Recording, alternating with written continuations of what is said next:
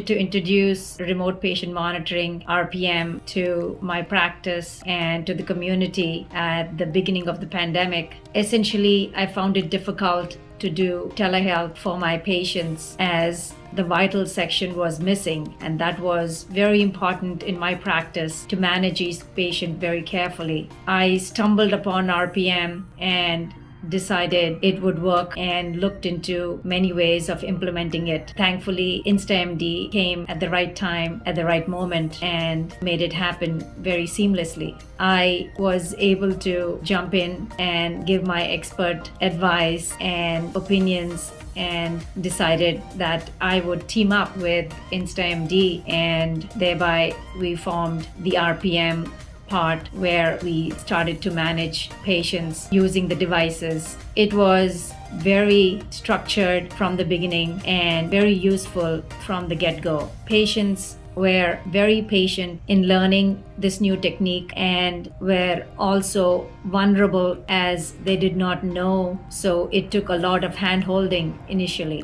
but they quickly learned how to do it. And I do have to give it to multiple old patients in their 90s who were very enthusiastic to try this and were very successful. RPM became part of my practice very simply, easily, and accurately. I was able to connect with the patients with telehealth and had vitals ready on all my patients. During the pandemic, there was not much missing in my practice with telehealth and remote patient monitoring. It was a great match and it continues. There was not only integration of vitals, but there was a lot of commitment of the patient to his or her health in this venture. Patients started becoming more responsible for their health and their medications, and I started seeing excellent results in RPM. The trends of blood pressures were all favorable and it made them happy and me too. I know the outcomes are going to be very good for the patient and for the practice. So this continues, and I'm very excited to take RPM into many other fields, which is very much needed, not only for this generation, but for the next generation, and most likely would like to include sleep and other cardiac monitoring in the remote patient monitoring field.